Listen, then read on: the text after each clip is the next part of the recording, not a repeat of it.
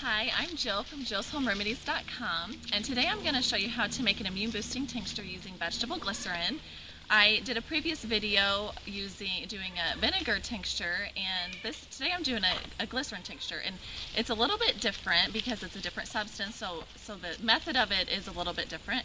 But I'm doing several different immune boosting properties in this tincture, and one of them is echinacea. Here's echinacea root. I just pulled out some of the stuff in the mixture. Here's a dried elderberry, and here's rose hips. And I got it from, I bought a package that has it in there already because it's cheaper than buying all the herbs individually. I got a package, and I'll have the information on my website of what I get to make this tincture, but it boosts the immune system is what it does. And if you've read my post on immune boosting tea, you can make a tea out of this completely fine. So you might wonder, well, why make a tincture if you can just drink the tea? Well, I enjoy drinking teas on a regular basis for good health. A tincture is going to draw out more of the properties. It's going to be even stronger than a tea to make it more to help fight the sickness more. The rose hips, like I said, is very high in vitamin C. It's actually from the fruit of a rose. And then we had the elderberry. It's right now being studied in Israel for being one of the most effective immune boosting properties that there is. And so that's being studied right now. And then echinacea is a blood purifier, and it's also a natural antibiotic. It's very high and effective in fighting infections and sickness. And I use echinacea alone. I've used it for croup and flus and sicknesses and all that kind of thing. Another thing, talking about flus, is that elderberry is one of the best herbs that you can use for fighting the flu and preventing the flu. If you take elderberry every day throughout the winter, you should not get the flu at all.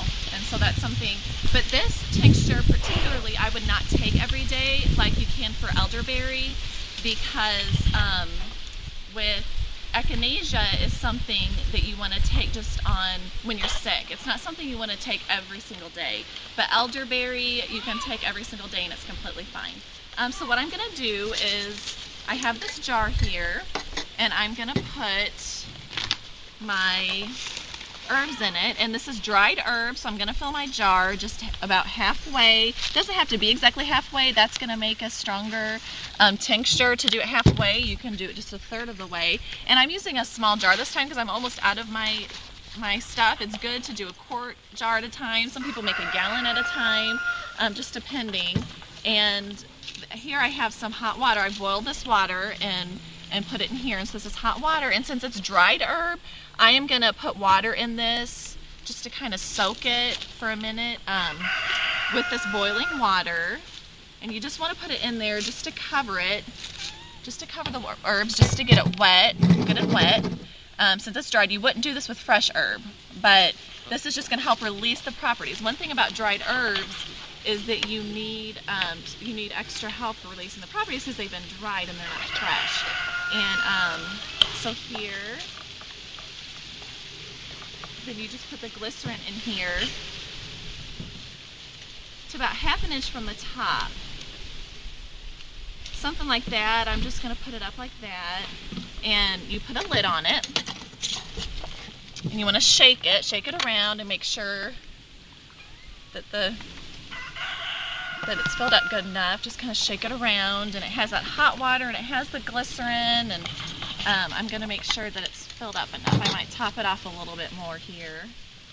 Just make sure it's about 1/2 inch from the top, and like that. And what you're going to do is, for a glycerin tincture, is you can do it in the crock pot, and it'll help. The heat of the crock pot will help draw out the properties. I'm going to put a towel down here at the bottom so the jar doesn't break, and you put the jar on top, and then you want to fill your crock pot about half full with really warm or hot water. I don't know if this will be quite enough to fill my crock pot halfway. If it's not, I'll just put more. This is just what would fit in this container. I'll just put more when I go inside, about halfway. And you want to keep it on the lowest setting for about 3 days. And this crock pot has a warm setting, so that's what I'm going to put it on. Is the very first setting is warm. Some crock pots run really hot, even on the lowest setting, and the herbs will kind of smell like they're cooking and maybe almost like burnt or something. You don't want it to smell cooking. You'll be able to smell the herb, obviously, because it's being heated, but you don't want it to smell like it's just cooking and simmering and all that. So if your crock pot runs extra hot and you don't have a warm setting, what I would do is just have it on the low setting for maybe 2 days, less than 2 days, and it'll be done. But if you get the herbs too hot, it'll destroy some of the effective properties, so you don't want that. Another option would be to put it in hot water on the stove and not simmer it on the stove, but just to keep it warm. And you don't even have to do this with glycerin. You don't have to warm it, but the reason why I like to heat the glycerin up is it's just a thick syrupy substance. It's not like vinegar. The vinegar, you know, is tart and it's going to pull the properties out fine by itself, just putting it in the cabinet and shaking every day. Glycerin's thicker, and I have made this tincture with glycerin without warming it in the crock pot, and I've just kept it in my cabinet like I did the vinegar tincture. And you can do that, but when you heat the glycerin, it's going to help pull more properties out, like the vinegar does. It's going to help pull the properties out if you heat it. And another thing about glycerin is that it doesn't affect the blood sugar level. So that's a great thing, you know, people with diabetes and things like that. It doesn't affect the blood sugar level. So this is just how I like to make this. And very, very easy. Like I said, after 3 days, you're going to take it out and you're going to take the lid up and strain it up, just like I did with my vinegar tincture. You're just going to strain it up. I normally use an old cotton t-shirt, and you just squeeze out all that goodness, and you have an effective tincture you can use for sickness. You know, take a teaspoon 3 times a day or up to 5 times a day, half a teaspoon for kids, a teaspoon for adults every day when you're sick, and it really is very effective in fighting things. Like I said, I've used it for croup, for several sicknesses, for hands, foot, and mouth disease, for my kids, just flus, colds, everything. And it boosts their immune system. It fights that infection with that echinacea, fights flu with the elderberry. And something I was going to show you is this is just a tincture bottle that I have. I just want you to look at the size of this compared to the size of this. This bottle cost me between $10 and $15 every time I buy a bottle. This tincture I made myself with this size jar might have cost me, I would say, maybe $10 to make. So it's about the same price to make it versus buying it. And just think of how many, you know, once you strain it up, you're not going to have a full pint, but you're definitely going to have more than this. So it's a big savings to make your own tinctures, and it's also a very, very simple thing to do. And I hope you enjoy it.